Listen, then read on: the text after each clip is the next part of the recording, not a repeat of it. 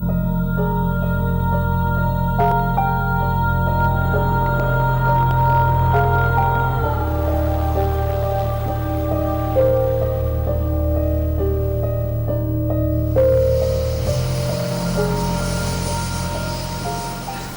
should let you go first. Do you want me to go first, Bev? No, I don't. No, it's all right, Dennis. Just all right. Chill. You got to stop saying that. I am chilled. Well, you're not making me chilled. Well, then you get in the bag. No, I'm absolutely fine where I am. She's competitive to the point of obsessive.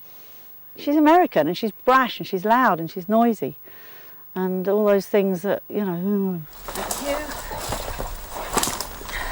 I am very competitive because Lynn wanted to lead and I was like, you know what? If you're going to start the lead thing, then there's going to be two. I believe I told her alpha female.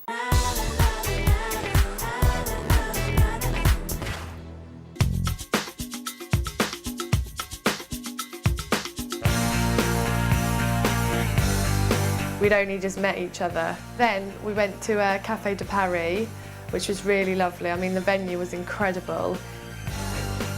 First time we saw Lisa, we were just like, oh my God, she is amazing. She's even nicer than she looks in the pictures.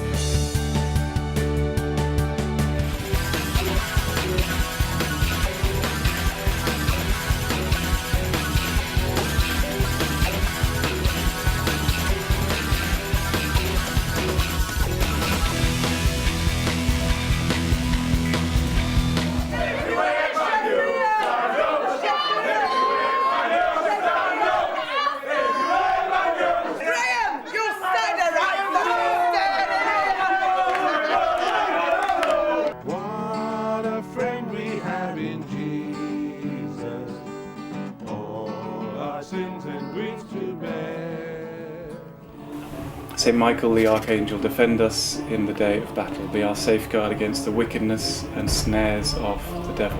By the power of God, cast down into hell Satan and all the other evil spirits who prowl through the world, seeking the ruin of souls. Amen.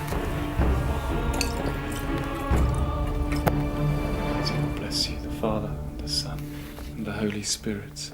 Amen.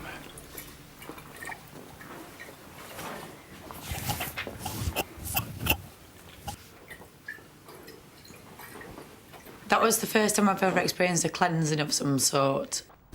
If there were any evil spirits in Faye's home, then certainly the prayers which I said will have done a lot to get rid of them. Meet Steve. He's an unemployed busker who's been on the dole for the last 12 years. Ambition isn't important to me. I'm just happy to plod along. Meet Amanda, a self-made millionaire who works 100 hours a week. Show me somebody that sits on the sofa all day and collects the dole, and yeah, I just don't agree with it because it's my hard-earned tax that's paying for them to be a lazy layabout. My nightmare date would be somebody who just goes on about work all the time, 24/7. They have nothing in common, but they are both single. I've been single for about 3 years, so it's probably high time that I find myself a new boyfriend. I've been single for now 12 months because I'm a very fussy guy. Is it an impossible match? Your way of living is absolutely, totally wrong. It's just work, work, work. A phone is going every couple of minutes, getting on my nerves. Well, you know, there are plenty of things that you do that annoy me. Or can opposites attract? When you fuck off back home, go.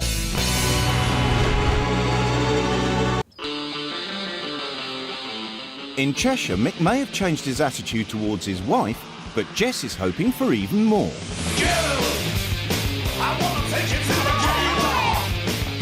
Really panicking about today. My worst nightmare. You can pretty much tell who would be straight and who would be gay. I can obviously see that you say people are gay, but it doesn't freak me out, though. That's good. They're just people having a drink, aren't they? That's good. It's quite embarrassing to say I'm going to kick my own son out of the house because he can't help the feelings he may or may not have. Mark and Paul are brothers who have been brought up to look out for each other. Me and Paul always got on, never had any troubles, always together with each other. It's my little brother still, although he can look after himself. He's quite a big lump now, but I don't like to see him get in trouble. That's all right, I suppose. That's what you want. Mum and Dad know what we like. Yeah, they're glad we look after ourselves. You know, we've come home with a few scrapes before. And Dad Stephen's just as opinionated as the boys. I've always thought that if somebody comes to hit you, make sure you bloody hit them first and make sure you hit them hard.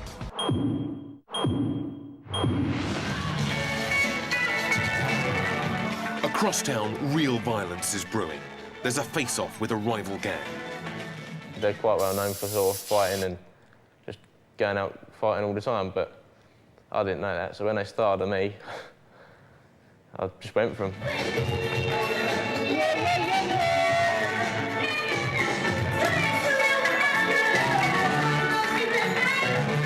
He's gone to hit Mark in the face with this bottle, but luckily he's missed. Well, Mark's then also thought, right, we're going to have some of this, and he's got a bottle in his hand, which weren't a good idea, and he's lifted it up, and he's glassed the kiddie in the face. The DNA results are in, and I'm pleased to say every single one worked. OK, the results. Group 2, where Trini's been placed, has the most number of people at all 3 of the road shows. Group 1 is the second largest, and Group 3 the smallest. But who are the lucky ones to have escaped inheriting the fat gene altogether? Eager to hear her results is ex-yo-yo dieter Mandy Vickerman. Do you know which gene you think you have? I think this is the non-fat gene. Group 1.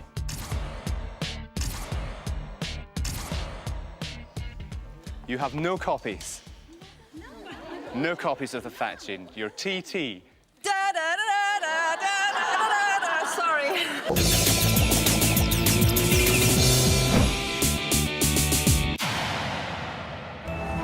The Welsh might like to boast they keep a welcome in the valleys, but when it comes to Blaenau Gwent, well, quite frankly, this is one valley they're more than welcome to keep.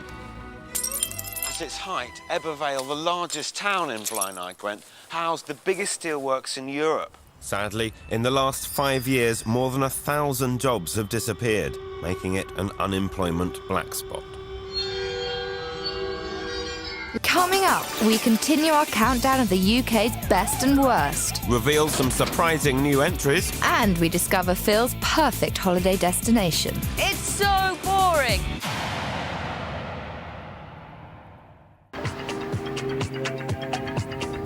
This county has been the home of Posh Spice and Eric Morecambe, and the city I'm after is certainly the Queen of Hearts.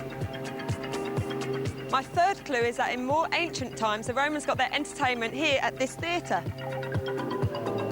Of course, in Vienna, you can't have a guide in a flat cap with a moustache. You need a countess as a guide. But spotting a countess in a coffee shop, now, there's a challenge.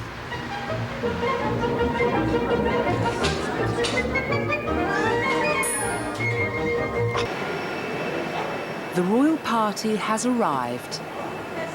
And Anita's a familiar, friendly face. Highness, nice to see you. Very well. How are you? Still looking after this place? Yes, I'm afraid so. 10 years later and I'm still here.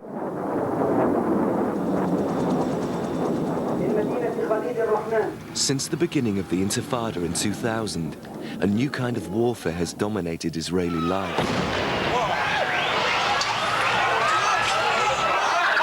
The suicide bomber. Cafe bars, buses, shopping malls, and even nightclubs have become the target for these random, brutal attacks. But young Israelis refuse to stay at home, and the clubbing scene continues to be one of the most vibrant and diverse in the world.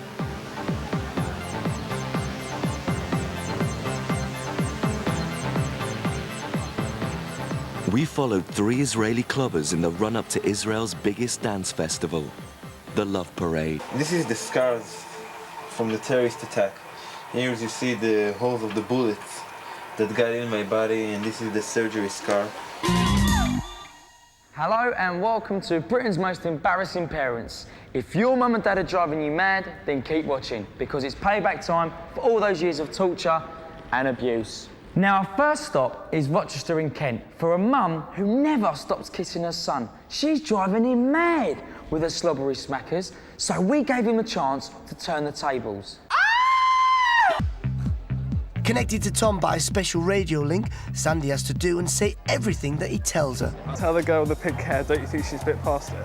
Excuse me, I apologise for this, but I've been told to say you're a bit past it for your hair. Oh, right. OK. I'm Rebecca, I'm 8 years old and I'm an elf. I'm Hannah, I'm 9 years old and I'm the 6th of the Pixies.